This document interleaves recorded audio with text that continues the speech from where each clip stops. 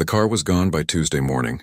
Nathan Cole stood at the window of his apartment and watched the man from the dealership drive it away.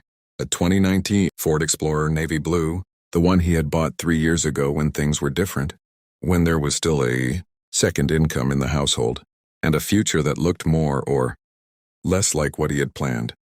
He watched until the taillights disappeared around the corner of Maple Street, and then he stood there a moment longer, looking at the empty space where it had been.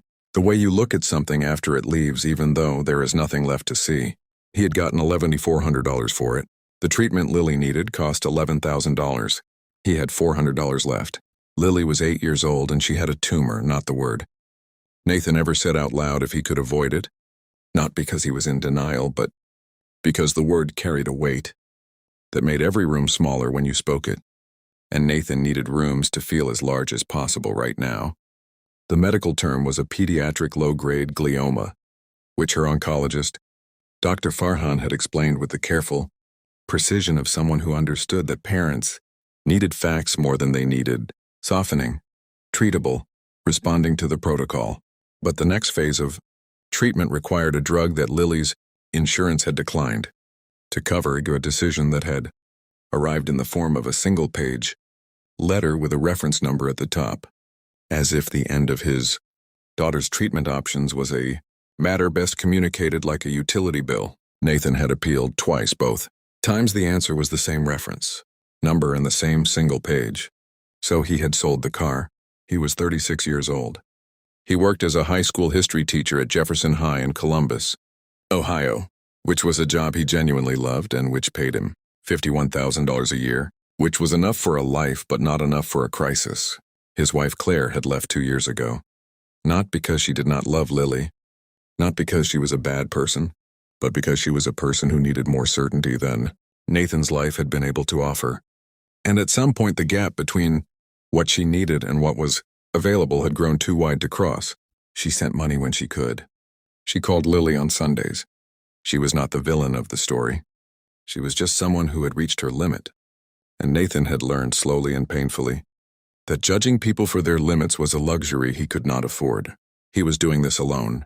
After the car left, he made Lily's breakfast, scrambled eggs and toast, the way she liked it, with the edges of the toast just barely darker than golden. And he sat across from her at the kitchen table and watched her eat and thought about how she looked better this week than last. A little more color, a little more appetite. She had asked him yesterday if she could go back to soccer in the spring, and he had said yes without hesitation. Because some promises you make not because you are certain, but because the alternative is unacceptable. Where's the car? Lily asked, looking up from her toast. I sold it, Nathan said. She looked at him with the particular directness that children have before the world teaches them to soften their gaze. Because of my medicine? He had promised himself he would not lie to her about the big things. Yes. She was quiet for a moment. Then she said, I'm sorry, Daddy. He reached across the table and covered her small hand with his. Don't be. That's what cars are for. She looked at him for another moment.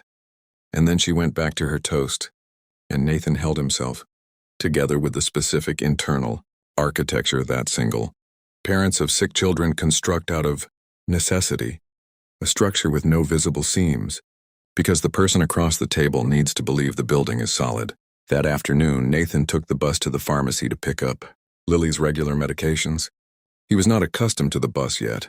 He had taken it twice since selling the car, and each time there was a small adjustment period, a recalibration of the way he moved through the city now that the city required more time and more planning. He did not mind it exactly. He minded what it represented. But minding what things represented was also a luxury, and Nathan was running low on those. The pharmacy was on the corner of 5th and Broadview, a 20-minute ride from their apartment.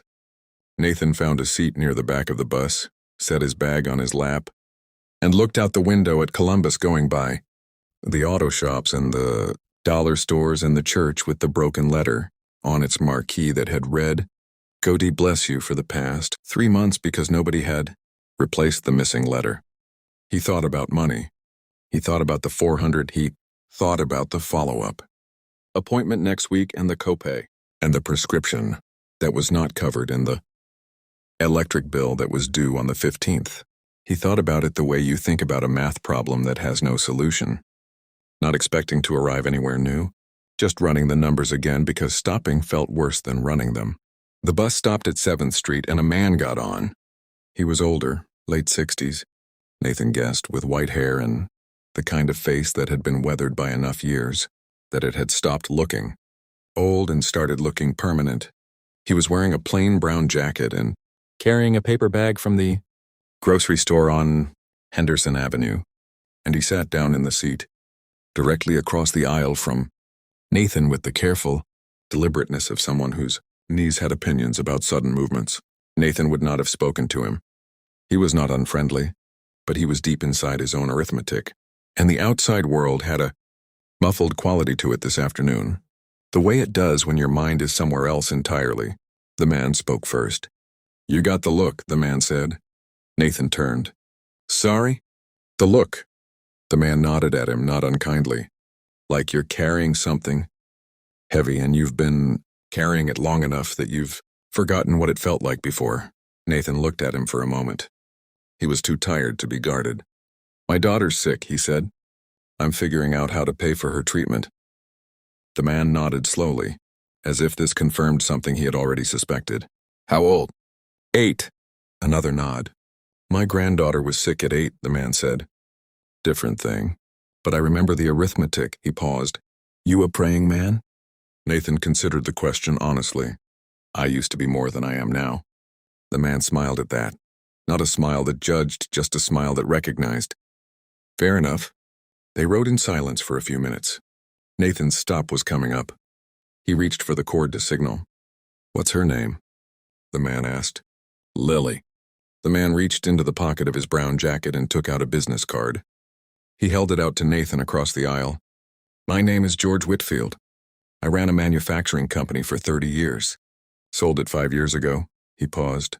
"My wife and I started a foundation after our granddaughter got through her treatment for families in exactly the situation you're describing."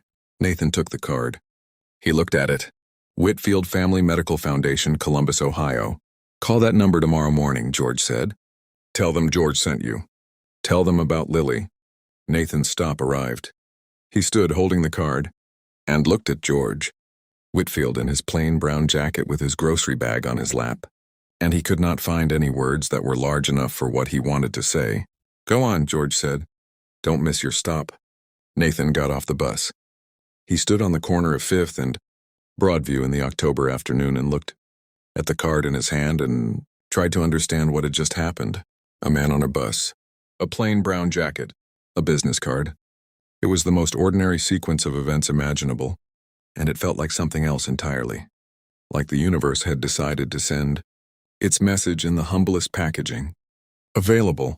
The way important things sometimes arrive not in dramatic fire but in the quiet of an afternoon bus on a Tuesday in Columbus, Ohio. He called the number the next morning at 9 o'clock. A woman named Patricia answered.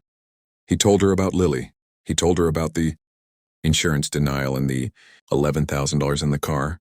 She asked him to email Lily's medical records and the denial letters. And he did that same morning, sitting at his kitchen table with Lily eating cereal across from him and the October light coming through the window.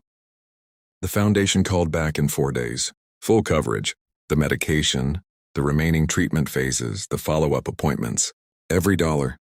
Patricia explained the process calmly and professionally, but toward the end of the call her voice shifted slightly. Warmer, more personal, and then she said that George Whitfield had called her the evening of the day he met Nathan on the bus. He had called before Nathan had even dialed the number. He had told her there was a father who needed help and that she should expect to hear from him. Nathan sat with the phone in his hand for a long time after the call ended. He thought about the bus. He thought about the seat he had chosen, which was the only empty seat near the back. He thought about the missing letter on the church marquee, "God bless you," and about whether the missing letter was a coincidence, or a message, or just a burned-out bulb. And he decided that perhaps the difference between those things was smaller than he had always assumed.